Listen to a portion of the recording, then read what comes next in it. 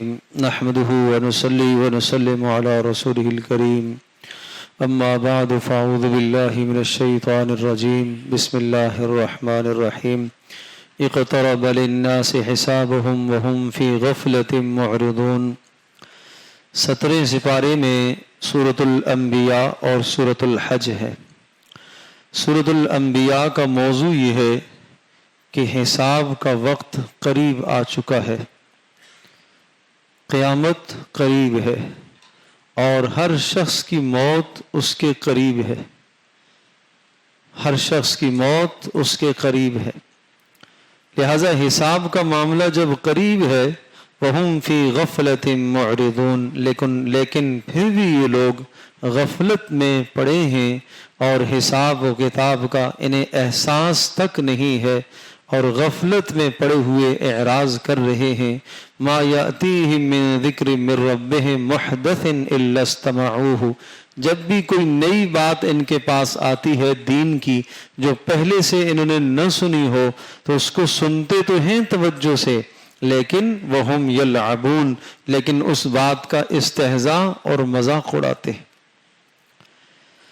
یہ بڑی تنبیہ ہے ہم سب کے لیے کہ دین کا وہ عمل اور دین کی وہ بات جس کا وجود ہمارے ماحول اور معاشرے میں نہ ہو، اچھے سے اچھا دیندار آدمی بھی اس کو قبول نہیں کرتا، یعنی وہ بات جو ہم نے پہلے سے نہ سنی ہو، ہے حق ہے سچ، لیکن چونکہ ہم نے نہیں سنی ہے، ہمارے ہاں اس کا رواج نہیں ہے، تو ہم اس بات کو ٹھکرا دیتے ہیں۔ شادی کا موقع آیا، اس موقع پر اگر کوئی سنت پیش کرتا ہے کہ اس موقع کی یہ سنت ہے، اچھے سے اچھا دیندار آدمی بھی اس سے اعراض کر لیتا ہے، منہ موڑتا ہے۔ اسی طرح سے کوئی بھی ایسا موقع ہے، تجارت کا موقع ہے، کس طرح سے تجارت اختیار کرنی چاہیے، حلال اور حرام کے کیا اصول اور ضابطے ہیں، وہ ضابطے اگر بیان کیے جائیں اور وہ باتیں ہم نے پہلے سے نہ سنی ہوئی ہوں تو آدمی ان سے اعراض کر لیتا ہے۔ تو ہمیں ان سے اعراض نہیں کرنا چاہیے۔ اللہ کی جو بھی بات ہمارے پاس پہنچے، اللہ کے نبی کی جو بھی بات آدمی کے پاس پہنچے، آدمی اسے دل و جان سے قبول کرے۔ لاہیۃ قلوبہم، ایسے دل تو بالکل غافل ہیں، اللہ کی یاد سے غافل دل ہے۔ وَأَسَرُّوا النَّجْوَى الَّذِينَ ظَلَمُوا هَلْ هَذَا إِلَّا بَشَرٌ مِثْلُكُمْ، اور مشرکین کے بارے میں یہ کہا کہ یہ تو چپکے سرگوشیاں کہہ کر اور چپکے باتیں بناتے ہیں نبی کے خلاف، اور یہ کہتے ہیں هَلْ هَذَا إِلَّا بَشَرٌ مِثْلُكُمْ، اس میں کون سا کمال ہے، یہ بھی تو آپ کی طرح کا انسان ہے۔ أَفَتَأْتُونَ السِّحْرَ وَأَنْتُمْ تُبْصِرُونَ، تم دیکھتے بھلے ہو اور دیکھنے والے ہو، پھر بھی تم اس جادو کے پیچھے چلتے ہو۔ یہ نبی یہ نہیں جادو کرتا ہے اور تم اس کے پیچھے چلتے ہو۔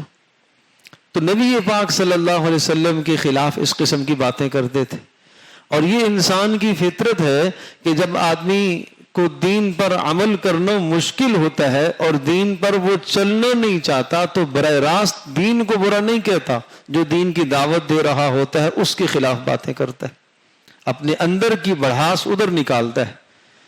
تو یہی حال مشرکین کا تھا، براہ راست اللہ کو نہیں گالی دے سکتے تھے، براہ راست اللہ کو برا بھلا نہیں کہہ سکتے تھے۔ رسول اکرم صلی اللہ علیہ وسلم جو اللہ کی طرف بلا رہے ہیں ان کے دشمن بن گئے، اور ایک جگہ پر تو یوں صاف صاف ارشاد فرمایا کہ یہ آپ کے ساتھ دشمنی نہیں کر رہے، یہ تو اللہ کے ساتھ دشمنی کر رہے ہیں، اللہ کے دین کے ساتھ دشمنی کر رہے ہیں۔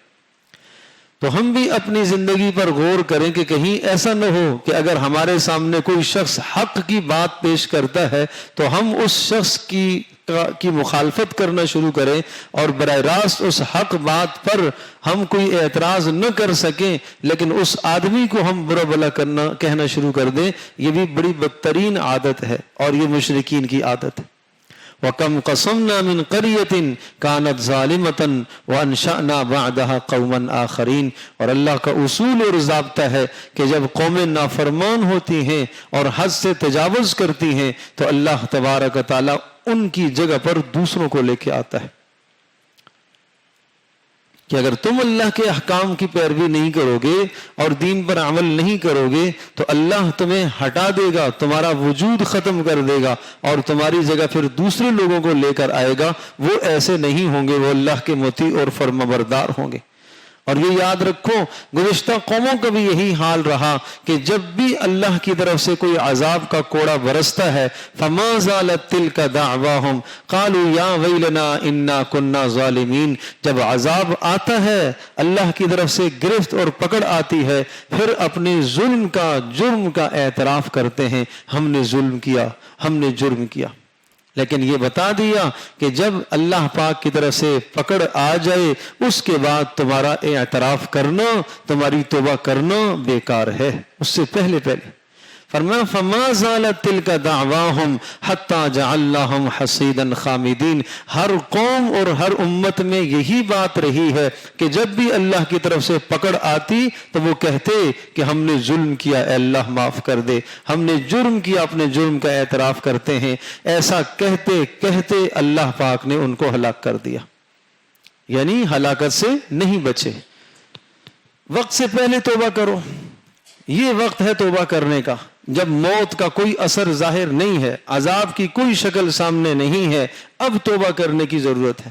ان اللہ یقبل توبۃ العبد ما لم یغرغر، اللہ پاک بندے کی توبہ قبول کرتا ہے جب تک موت حلق کو نہ پہنچے، اور موت یہاں پہنچ آئی اور اس دنیا سے انسان کے تمام کے تمام تعلقات کٹ گئے اور آدمی کی نگاہیں آخرت کی طرف لگ گئی، بس اب اس کے لیے توبہ کا دروازہ بند ہے، اب توبہ نہیں ہے۔ فَلَمْ يَكُ يَنْفَعُهُمْ إِيمَانُهُمْ لَمَّا رَأَوْا بَأْسَنَا، صاف صاف بتایا ہے کہ جب ہمارا عذاب آ جائے تو اب انہیں کوئی عمل ان کو فائدہ نہیں دے گا، اب ایمان لائیں، ایمان کا فائدہ نہیں ہے، اب توبہ کریں، توبہ قبول نہیں ہے، اس سے پہلے توبہ۔ اور سعادت مند انسان وہ ہے جو روزانہ اللہ تبارک تعالیٰ سے توبہ کرتا رہے، اپنے گناہوں کی معافی مانگتا رہے۔ اور جو شخص روزانہ اپنے گناہوں کی معافی مانگتا ہے، رات سونے سے پہلے اللہ تبارک تعالیٰ سے توبہ کر لیتا ہے، اپنے گناہوں کی معافی مانگ لیتا ہے، اپنا نامہ عمل کو صاف کرا دیتا ہے، تو رات کو توبہ کر دی، اگلے دن اگر موت آ گئی تو جتنے بھی گناہ ہوں گے وہ قلیل اور تھوڑے ہوں گے، اللہ پاک اپنے فضل سے وہ گناہ معاف کر دے گا۔ اس لیے روزانہ توبہ کیا کرو، جیسے ہم نماز روزانہ 5 مرتبہ پڑھتے ہیں اور اس کو ہم فرض سمجھتے ہیں، اسی طرح سے توبہ کا کرنا بھی فرض ہے۔ وَتُوبُوا إِلَى اللَّهِ جَمِيعًا أَيُّهَا الْمُؤْمِنُونَ لَعَلَّكُمْ تُفْلِحُونَ، ایمان والو فلاح اور کامیابی چاہتے ہو تو پھر اللہ کی طرف رجوع کیا کرو، توبہ کرتے رہا کرو۔ تو یہ کوئی ضروری نہیں ہے کہ انسان جب کوئی بہت بڑا گناہ کرے، ڈاکہ ڈالے، کسی زنا کا ارتکاب ہو جائے، کسی چوری کا ارتکاب ہو، قتل کا ارتکاب ہو تو پھر ہی توبہ کرے، نہ روزانہ توبہ کرے۔ کتنے گناہ ہم سے ایسے ہو جاتے ہیں ہمیں ان کا احساس بھی نہیں ہوتا کہ ہم نے گناہ کیا ہے، چلتے چلتے کسی کا دل دکھایا ہے، احساس ہی نہیں ہوا، کسی مجلس میں بیٹھے بیٹھے غیبت کر دی ہے، احساس ہی نہیں ہوا، اور اگر یہ غیبت اس کو پہنچ گئی ہے کہ میں نے اس کے بارے میں یہ بات کہی تو پھر حقوق العباد ہے، پھر جب تک وہ معاف نہیں کرے گا معاف نہیں ہوگی۔ اگر یہ اس تک نہیں پہنچی تو حقوق اللہ ہے، اللہ کا حق ہے، توبہ کرو معاف ہو جائے گی۔ تو یہ وہ گناہ ہیں جو روز مرہ گناہ ہیں، بے لذت گناہ ہیں، اور زندگی بھری پڑی ہے ان گناہوں سے، تلخ زندگی ہے ان گناہوں کی وجہ سے۔ تو ضرورت اس بات کی ہے کہ ہم ہر وقت توبہ کریں۔ وما خلقنا السماء والارض وما بینہما لاعبین، یہ آسمان و زمین اور یہ سارا نظام جو اللہ نے بنایا ہے یہ بیکار نہیں بنایا ہے، یہ تمہارے لیے آزمائشیں ہیں، یہ تمہارے لیے امتحان ہیں۔ اللہ تو وہ ذات ہے من فی السماوات والارض ومن عنده لا یستکبرون عن عبادته ولا یستحسرون، آسمان و زمین میں جتنی بھی مخلوقات ہیں سب اس کے فرما بردار اور اس کے تابع ہیں۔ تمہیں اے انسان کیا ہوا، تو کیوں نہیں تابع ہے اللہ کا؟ آسمان میں بڑے بڑے فرشتے اللہ کے تابع اور مطیع ہیں، اور وہ اللہ سے ایسا خوف اور ڈر رکھتے ہیں، جب اللہ پاک کی طرف سے ایک پکار آتی ہے تو ان کے وجود بڑے وجود چھوٹے بن جاتے ہیں۔ جبریل علیہ السلام کا وجود زمین پر اترے تو ان کے پیر زمین پر، سر آسمانوں سے لگ رہا ہے، 2 پر کھولے تو مشرق اور مغرب چھپ گئے۔ اتنی بڑی جسامت کا مالک، اتنا قداور فرشتہ. حتی اذا فزع عن قلوبهم قالوا ماذا قال ربكم قالوا الحق. جب اللہ کی طرف سے کوئی پکار آتی ہے, کوئی حکم ملنے لگتا ہے, اللہ جبریل کو آواز دیتا ہے تو جبریل خوف کے مارے چھوٹے سے ہو جاتے ہیں, جسم سکڑ جاتا ہے. لیکن انسان کو ڈر نہیں ہے. انسان گناہوں پر گناہ کرے جا رہا ہے, نافرمانیوں پر نافرمانیاں. ہم اتخذوا آلہۃ من الارض ہم ینشرون. بتاؤ کس کو تم نے زمین میں اللہ کو چھوڑ کر کس کو معبود بنایا ہوا ہے؟ مال کو, دولت کو, عہدے اور منصب کو, کس کو معبود اور رب بنایا ہے؟ لو کان فیہما آلہۃ الا اللہ لفسدتا. اس زمین و آسمان میں صرف ایک ہی اللہ ہے, کوئی دو معبود نہیں ہے تمہارے. تمہارا معبود صرف اللہ ہی ہونا چاہیے, باقی کسی کو مت معبود بناؤ, کسی کو وہ محبت مت دو جو اللہ کو دی جاتی, کسی سے ایسا خوف مت کھاؤ جو اللہ سے خوف رکھنا چاہیے, کسی کی ایسی قدرت مت مانو جیسے اللہ کی قدرت ہے, کسی کا علم ایسا مت مانو جیسا اللہ کا علم ہے. یہ شرک نہیں ہے تو اور کیا ہے؟ اللہ کا علم کسی اور کے لیے ٹھہرانا, کسی اور کو عالم الغیب کہنا, کوئی نبی ہو, کوئی فرشتہ ہو, کوئی ولی ہو, کوئی بھی ہو, کسی اور سے ایسی محبت رکھنا جیسے اللہ سے رکھی جاتی ہے, کسی اور کی قدرت کو ایسا ماننا جیسے اللہ کی قدرت مانی جاتی ہے, یہ کیا ہے؟ یہ شرک ہے. تو اس لیے سمجھایا کہ زمین و آسمان میں صرف ایک ہی رب ہے. لا یسأل عما یفعل وہم یسألون. اس سے کوئی نہیں پوچھ سکتا تو نے یہ کیوں کیا ہے, تو نے فلاں کو کیوں عذاب دیا. اور اللہ کے علاوہ اگر کوئی اور ہے, ہاتو برہانکم, لے آؤ دلیل. کہاں ہے؟ اللہ کے سوا کوئی اور ہے تو لے آؤ. اللہ اکبر. وما ارسلنا من قبلک من رسول الا نوحی الیہ. یہ کوئی آج کی بات نہیں ہے. اے نبی, آپ سے پہلے جتنے بھی رسول آئے ہیں سب نے یہی آواز لگائی ہے, انہ لا الہ الا انا. ہر رسول نے یہ کہا کہ اللہ یوں کہہ رہا ہے میرے سوا کوئی عبادت کے لائق نہیں ہے, فاعبدونی, پھر میری ہی عبادت کرو. یہ پھر کیا ہوا؟ اتخذ الرحمن ولدا سبحانہ. یہ ظالم یہ کہتے ہیں کہ اللہ نے اپنے لیے اولاد بنا دی.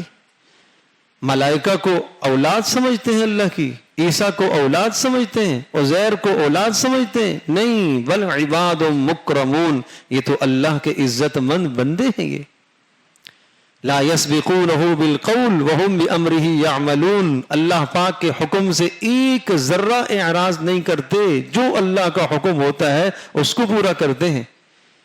اور وهم من خشیته مشفقون, اور اللہ پاک کا خوف رکھتے ہیں.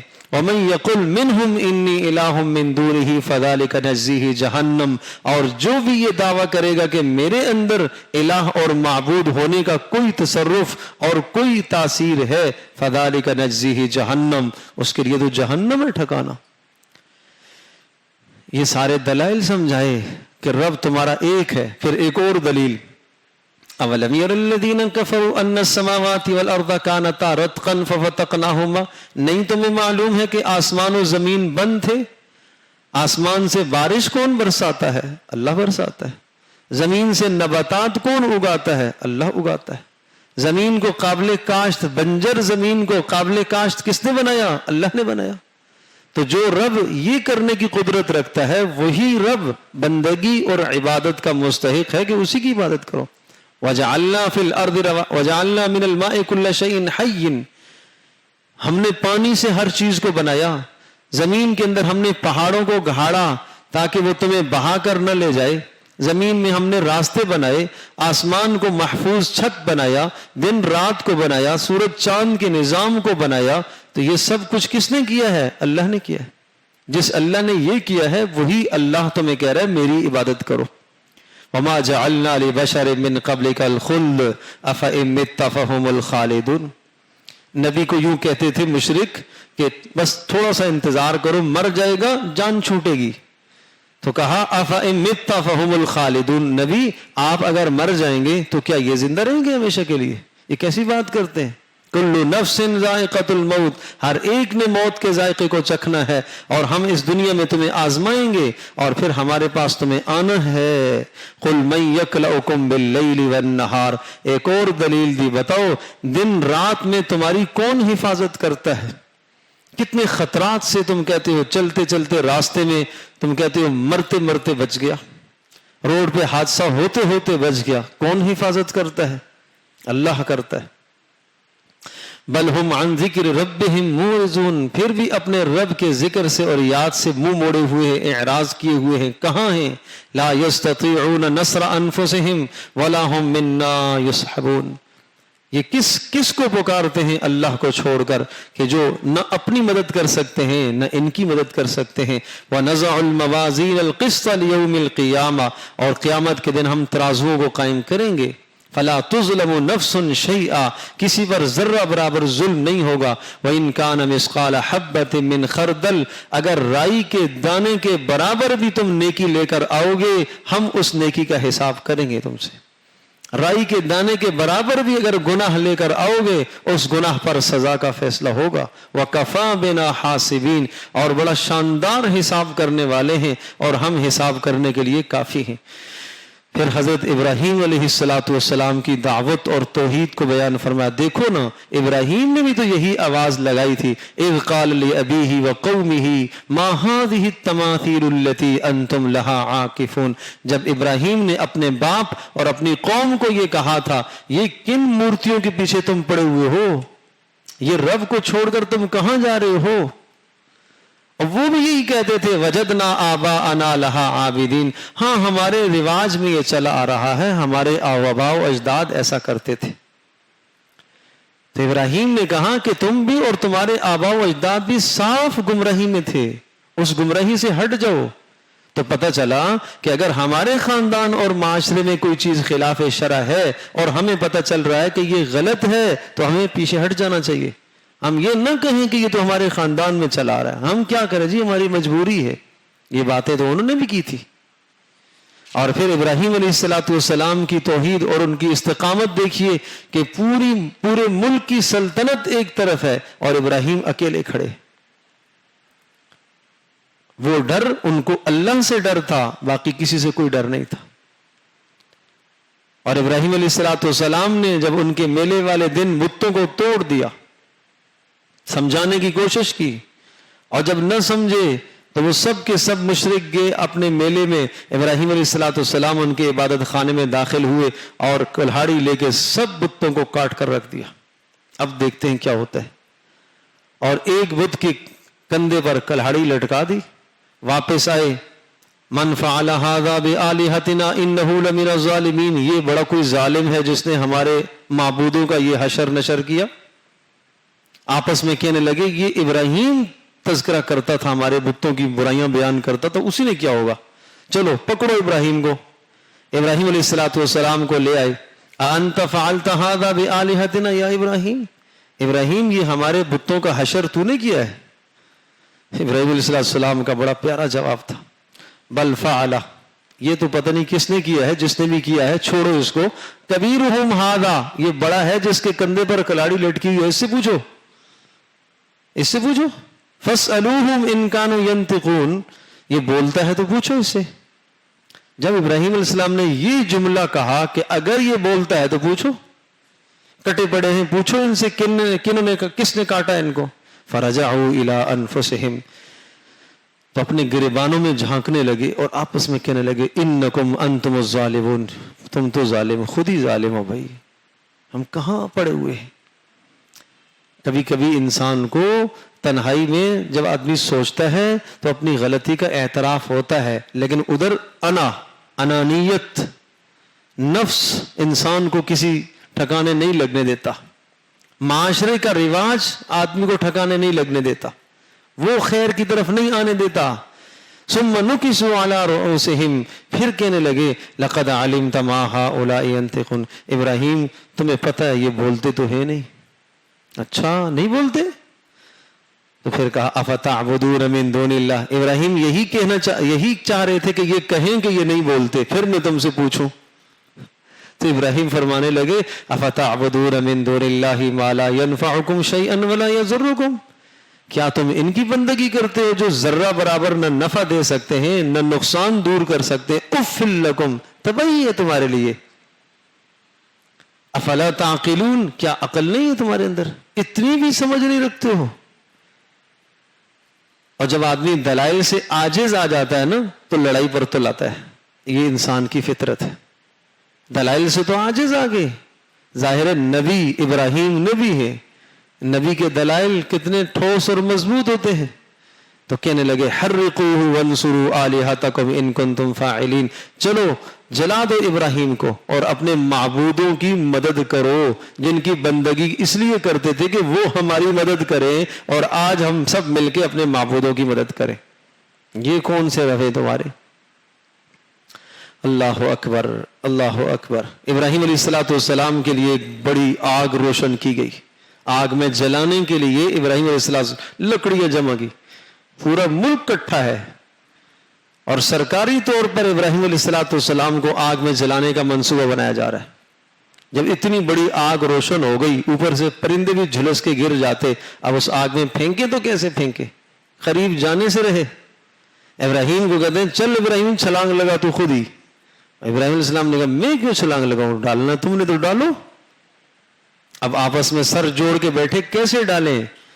اس شیطان ادھر آیا. یہ شیطان ہمیشہ آدمی کو باطل کے دلائل سجاتا ہے، باطل کی رہنمائی کرتا ہے. شیطان نے ایک منجنیق بنوائی، توپ کی طرح کا ایک ہتھیار تھا زمانہ قدیم کا، جس میں بھاری بھرکم پتھر ڈال کر قلعوں کو مارا کرتے تھے اور قلعے ٹوٹ جایا کرتے تھے. وہ منجنیق بنوائی شیطان نے کہ یہ بناؤ اور اس میں ابراہیم کو ڈالو اور پیچھے سے دھکا دو تو چلا جائے گا. ابراہیم علیہ السلام کو اس منجنیق میں رکھا گیا، اور جب منجنیق کو چالو کیا گیا تو ابراہیم علیہ السلام نکلے اور پھینکے جا رہے ہیں آگ کی طرف، اور جبریل علیہ السلام اوپر سے آ گئے. ابراہیم کوئی مدد؟ اللہ اکبر اللہ اکبر. تو ابراہیم علیہ السلام نے پوچھا اللہ نے بھیجا ہے؟ نہیں بھیجا تو نہیں ہے، اجازت لے کے آیا ہوں، میں اجازت لے کے آیا ہوں. یہ نہیں کہا جاؤ ابراہیم کی مدد کرو. تو ابراہیم علیہ السلام نے ارشاد فرمایا اما الیک فلا و اما الی اللہ فنعم، ہاں میں مدد کا محتاج تو ہوں لیکن تیری مدد نہیں، اللہ کی مدد چاہیے. یہ نبیوں کا ایمان ہے، یہ ایمان مطلوب ہے. تو پھر اللہ پاک نے براہ راست آگ سے آگ کو خطاب فرمایا یا نارو کونی بردن و سلامن علی ابراہیم، اے آگ ٹھنڈی ہو جا ابراہیم پر اور سلامتی والی ہو جا. اب یہاں مدد کے کئی صورتیں ہو سکتی تھی. ایک یہ کہ جبریل اٹھاتے اور آگے پھینک دیتے آگ سے ادھر پار، نہیں. دوسری یہ بھی صورت ہو سکتی تھی اللہ ہوا چلاتا آگ بجھ جاتی، پانی برساتا آگ بجھ جاتی. کوئی سبب اللہ نے استعمال نہیں کیا. چونکہ ابراہیم نے سارے اسباب سے منہ موڑ لیا، ایک اللہ کی طرف رجوع ہے. اللہ پاک نے پھر براہ راست آگ کو خطاب کر کے کہا اے آگ ابراہیم پر سلامتی والی اور ٹھنڈی ہو جا. اور سلامتی والی، اگر سلامتی کا لفظ نہ کہتے تو اتنی ٹھنڈی ہو جاتی کہ رہنا مشکل. جسم پر سے ساری رسیاں جل گئیں جو جکڑے ہوئے تھے، اور ابراہیم علیہ السلام کا ایک بال بھی نہ جلا. پھر کہنے لگے کہ واہ ابراہیم کیا ہی تیرا رب ہے، واہ ابراہیم کیا ہی رب. اللہ اکبر اللہ اکبر. تو حضرت نوح علیہ السلام کا تذکرہ کیا، انہوں نے بھی مشکل کو اللہ کو پکارا ہے اور اللہ نے ان کو مشکل سے نکالا. داؤد علیہ السلام، سلیمان علیہ السلام، باپ بیٹا دونوں، انہوں نے بھی اللہ کو پکارا، اللہ پاک نے ان کی مدد فرمائی. وہ ایوب کو دیکھو، ایوب نے بھی اللہ کو پکارا، بیماری آ گئی اور اس قدر بیمار ہو گئے کہ زندگی مشکل ہو گئی. بس اتنا لفظ زبان پر آیا رب انی مسنی الضر وانت ارحم الراحمین، اے اللہ مجھے تکلیف پہنچی ہے اور تو بڑا رحم کرنے والا ہے. 18 سال کا زمانہ بیماری میں گزارا، بڑی تنگی میں اور مشکل میں وقت گزارا، لیکن زبان پر بے صبری کا کوئی کلمہ نہیں آیا. قرآن کہتا ہے وجدناہ صابرا، ہم نے ان کو صابر پایا. اللہ جس کو کہہ رہا ہے کہ ہم نے اسے صابر پایا. نعم العبد انہ اواب، کیا ہی خوبصورت انسان تھے ایوب. تو یہ قصے کیوں سنائے ہیں؟ اس لیے کہ تمہیں بھی صبر کی تلقین کی جا رہی ہے. وَظَنُّونِ إِذْ ذَهَبَ مُغَاضِبًا، یونس کا تذکرہ بھی سن لو. جب اپنی قوم سے ناراض ہو کے چلے اور کشتی میں سوار ہوئے، فَظَنَّ أَن لَّن نَّقْدِرَ عَلَيْهِ، اور ان کا یہ خیال تھا کہ ہم ان پر کسی قسم کی تنگی نہیں کریں گے. فَنَادَىٰ فِي الظُّلُمَاتِ، اور مچھلی نے ان کو لقمہ بنا لیا. فَالْتَقَمَهُ الْحُوتُ وَهُوَ مُلِيمٌ، فَالْتَقَمَهُ الْحُوتُ وَهُوَ مُلِيمٌ. کشتی ہچکولے کھا رہی ہے. ملاح نے کہا کہ کوئی شخص اپنے آقا سے بھاگ کے آیا ہے. یونس علیہ السلام سمجھ گئے کہ یہ میرا معاملہ ہے، یہ میرے لیے ایسا ہو رہا ہے. خود ہی چھلانگ لگا دی سمندر میں. فَالْتَقَمَهُ الْحُوتُ وَهُوَ مُلِيمٌ، لقمہ بنا لیا مچھلی نے. پھر کیا ہوا؟ فَنَادَىٰ فِي الظُّلُمَاتِ، مچھلی کے پیٹ میں پہنچ گئے، پیر لمبے کیے، دیکھا کہ یہاں کچھ سجدہ کرنے کی جگہ ہے، تو محسوس ہوا کہ ہاں سجدہ کر سکتا ہوں. سجدے میں گر گئے اور یوں کہا نادا فی الظلمات، اندھیروں میں، سمندر کا اندھیرا، مچھلی کے پیٹ کا اندھیرا، وہ تہ میں چلی گئی پتہ نہیں کتنے اندھیروں کے اندر. وہاں سے رب کو پکارا، اللہ الہ الا انت سبحانک، اے میرے پروردگار تیرے سوا کوئی عبادت کے لائق نہیں، سبحانک تو ظلم سے پاک ہے، انی کنت من الظالمین، قصور میرا ہے. ہمارے اوپر حال آتا ہے تو ہم کہتے ہیں پتہ نہیں کس جرم میں اللہ نے پکڑ لیا ہے. نبی کہہ رہا ہے کہ انی کنت من الظالمین، میرا قصور ہے، اے اللہ تیرا کوئی قصور نہیں، تو ظلم سے زیادتی سے پاک ہے. فرشتوں کو یہ آواز گئی، ایک نحیف کمزور سی آواز، یا اللہ یہ کس کی آواز ہے؟ یہ یونس کی آواز ہے، یونس کی، جو مچھلی کے پیٹ سے پکار رہا اور جو یوں کہہ رہا ہے کہ اللہ ایسی جگہ میں نے سجدہ کیا جہاں آج تک کسی نے سجدہ نہیں کیا ہے. فَاسْتَجَبْنَا لَهُ وَنَجَّيْنَاهُ مِنَ الْغَمِّ، فرمایا کہ ہم نے اس کی پکار کو سنا اور اس کو غم سے نجات دی. وَكَذَلِكَ نُنْجِي الْمُؤْمِنِينَ، اور اسی طرح سے ہم ایمان والوں کو نجات دیا کرتے ہیں. نبی علیہ السلام سے پوچھا گیا، اے اللہ کے رسول یہ لا الہ الا انت سبحانک انی کنت من الظالمین صرف یونس علیہ السلام کے ساتھ خاص ہے یا ہمیں بھی اس میں سے کچھ حصہ ملے گا؟ فرمایا آپ نے نہیں پڑھا آگے ہے وَكَذَلِكَ نُنْجِي الْمُؤْمِنِينَ، اسی طرح سے ہم ایمان والوں کو نجات دیتے رہیں گے. اس کلمے کے ذریعے سے، آیت کریمہ کے پڑھنے سے اللہ مشکلوں کو آسان کرتا ہے، لیکن صحیح طرح سے پڑھا کرو.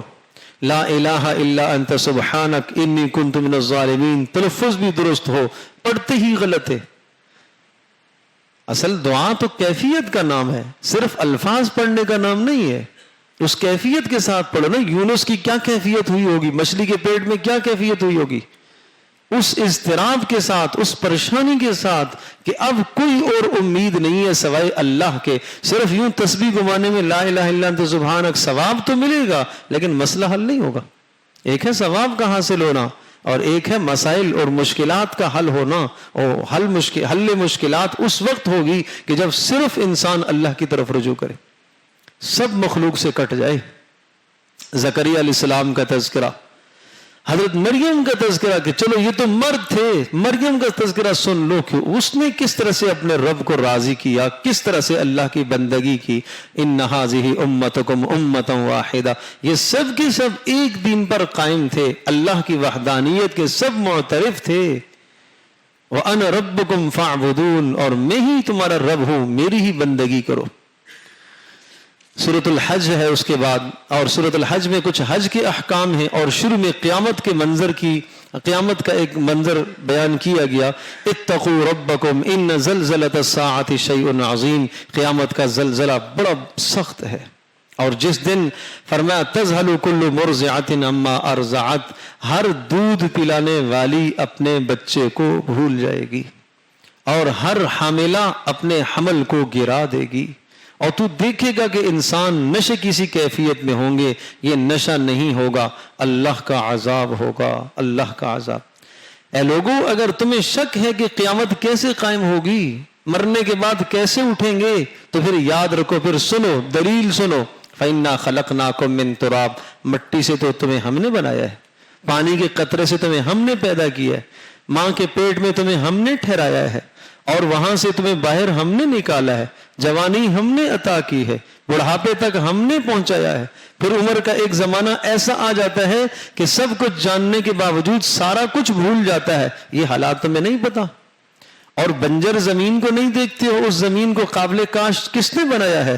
وہ رب، ذالک بان اللہ هو الحق، وہ رب جو یہ کر سکتا ہے، انہ یحیی الموتى، وہی مردوں کو بھی زندہ کرے گا، وان اللہ علی کل شیء قدیر، ہر شے پر قدرت رکھتا ہے۔ پھر انسان کا ایک مزاج بتایا، وَمِنَ النَّاسِ مَن يَعْبُدُ اللَّهَ عَلَى حَرْفٍ، اپنی زندگی پر غور کرو، اپنی زندگی کا حساب اور محاسبہ کرو۔ کیا فرمایا؟ کچھ لوگ ایسے ہیں جو اللہ کی بندگی بڑے اطمینان سے کر رہے ہوتے، نماز پڑھ رہے ہیں، زکوٰۃ بھی دے رہے، تلاوت بھی کر رہے ہیں، حج عمرے بھی چل رہے، کیوں؟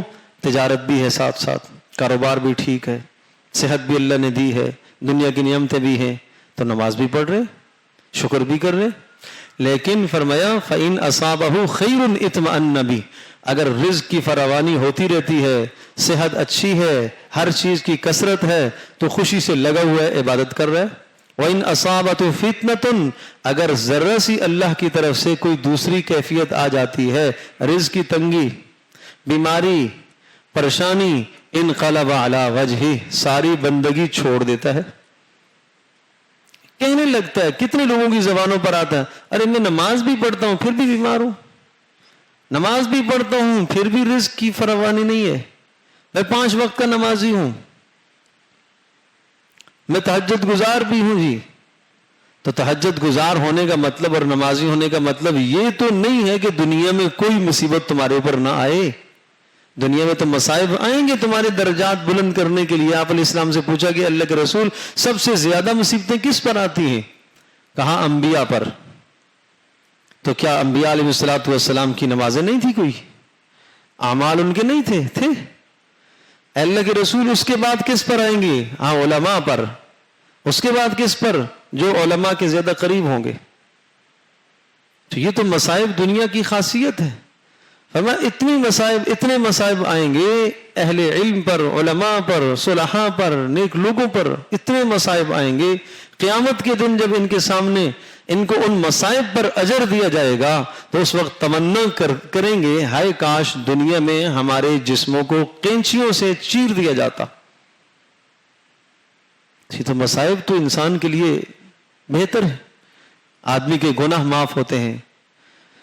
حدیث پاک میں آتا ہے اللہ پاک ایک انسان کا مقام طے کر لیتا ہے کہ اس کو فلاں مقام تک پہنچنا ہے، لیکن نیک اعمال کے ساتھ پہنچنا ہے۔ جب نیک اعمال نہیں کرتا تو اللہ پاک اس کو مصیبت میں مبتلا کر دیتا ہے، اس مصیبت کے ذریعے سے اس کے درجے کو بلند کرتا ہے۔ اللہ تو کریم ہے، اللہ تو مہربان ہے۔ تو ہر حال میں اللہ کا شکر ادا کرو، ہر حال میں اللہ کی بندگی کرو۔ فرمایا جس کا یہ تصور ہو کہ اگر ہر طرف سے فراوانی ہے تو عبادت میں لگا ہوا ہے، مشکل آ گئی تو عبادت چھوڑ دی، خسر الدنیا والآخرہ، یہ تو دنیا اور آخرت خسارے میں کر بیٹھا ہے۔ یہ بڑی خسارے والی بات ہے۔ یدعو من دون اللہ ما لا یضرہ وما لا ینفعہ، جب مصیبت اور مشکل آتی ہے تو پھر کسی اور کے پاس بھاگتا ہے، امید اللہ سے چھوڑ کر کہیں اور لگاتا ہے، یہ تو صاف کھلی گمراہی ہے۔ اللہ اکبر۔ اس کے بعد حج کے کچھ مسائل ذکر فرمائے، حج کے احکام ذکر کرنے کے بعد اور پھر گزشتہ قوموں کے کچھ حالات سنائے کہ کتنی قوموں کھنڈرات میں بدل دی ہم نے، بستیوں کی بستیاں کھنڈرات میں بدل گئی ہیں۔ ان تمام سے تمہیں عبرت حاصل کرو، یہ اللہ کی قدرت کی نشانیوں کو سمجھو، اور اللہ تبارک تعالیٰ قادر مطلق ہے کہ اگر اللہ تبارک تعالیٰ تمہیں ہلاک کر کے دوسری قوم کو لائے تو اللہ قادر مطلق ہے۔ پھر آسمان و زمین، اور پھر فرمایا کہ تمہارے لیے اللہ نے زمین میں کتنی چیزیں تمہارے کام میں لگا دی ہیں۔ سمندروں کے اندر بڑے بڑے جہاز جو ہے وہ تم سامان ایک شہر سے دوسرے شہر، ایک ملک سے دوسرے ملک میں منتقل کرتے ہو، یہ سب اللہ کی قدرت کی نشانیاں ہیں کہ اللہ پاک حفیظ ہے، حفاظت کر رہا ہے۔ اور آخر میں فرمایا یا ایھا الناس ضرب مثل فاستمعوا له، ایک مثال سمجھو کہ جن کو تم اللہ کے سوا پکارتے ہو انہوں نے ایک مکھی بھی نہیں پیدا کی ہے۔ کیا پیدا کیا انہوں نے؟ کس کے در پہ تم جاتے ہو اللہ کے چھوڑ کر؟ اور اگر وَلَوِ اجْتَمَعُوا لَهُ، سارے مل کر جمع ہو جائیں جب بھی نہیں پیدا کر سکتے، اور اگر مکھی ان سے کوئی چیز چرا کر لے جائے وہ چھڑا نہیں سکتے، اتنے تو کمزور ہے۔ ما قدر اللہ حق قدری، اللہ کو تم نے سمجھا نہیں ہے جیسے سمجھنے کا حق تھا۔ اللہ کو پہچانا نہیں ہے جیسا کہ پہچاننے کا حق تھا، اللہ کی بندگی تم نے ایسی نہیں کی ہے جیسا کہ اللہ کی بندگی کرنے کا حق تھا، اللہ کا شکر ایسا نہیں ادا کیا جیسا کہ اللہ پاک کا شکر ادا کرنے کا حق تھا۔ تو یہ اللہ کی بندگی اور شکر کے حق ادا کرو۔ اللہ پاک ہم سب کے لیے عمل کرنا آسان فرمائے۔ الحمدللہ رب العالمین والصلاة والسلام علی سید الانبیاء والمرسلین۔ اللہم ارحمنا بالقرآن العظیم واجعل لنا اماما ونورا وہدا ورحمہ۔ اللہم ذکرنا منہ ما نسینا وعلمنا منہ ما جہلنا وارزقنا تلاوتہ آناء اللیل واطراف النہار واجعل لنا حجتا یا رب العالمین۔ اے اللہ ہم سب کو اپنا قرب نصیب فرما، اے اللہ اپنی محبت نصیب فرما، اے اللہ اپنا تعلق نصیب فرما، اے ارحم الراحمین۔ اللہ ہر مشکل میں اپنی طرف رجوع کرنے کی توفیق نصیب فرما۔ اللہ نعمتیں جب ہوں اللہ اپنی ذات عالی کا شکر ادا کرنے کی توفیق نصیب فرما۔ اے اللہ غیروں کے سامنے ہاتھ پھیلانے سے تو ہماری حفاظت فرما۔ اے ارحم الراحمین ہماری پریشانیوں اور مشکلات دور فرما۔ اے اللہ تنگیاں دور فرما۔ اے اللہ ہمارے بیماروں کو شفا نصیب فرما۔ اے اللہ جو ہمارے دنیا سے رخصت ہو گئے اے اللہ ان کی بخشش اور مغفرت فرما۔ اے اللہ ان کے درجات کو بلند فرما۔ اے اللہ ہماری والدہ محترمہ اور جتنے احباب یہاں موجود ہیں ان کے عزیزوں کو اے اللہ سب کے گناہوں کو معاف فرما۔ اے اللہ سب کے درجات کو بلند فرما۔ اے اللہ سب کی قبور کو منور فرما۔ اے اللہ سب کی قبور کو جنت کے باغوں میں سے باغ بنا۔ اے ارحم الراحمین ہم سب کا خاتمہ بھی ایمان پر فرما۔ اے اللہ ہمارا بیٹھنا قبول فرما۔ اے ارحم الراحمین اس مسجد سے ہونے والے تمام کاموں کو اپنی بارگاہ میں قبول فرما۔ اے اللہ جتنے لوگ یہاں آتے ہیں سب کا آنا اپنی بارگاہ میں قبول فرما۔ اے اللہ سب کو اجر سے رحمتوں سے برکتوں سے مالا مال فرما۔ اے ارحم الراحمین اس مسجد کا فیض اے اللہ پوری دنیا میں عام فرما۔ اے اللہ پوری دنیا میں عام فرما۔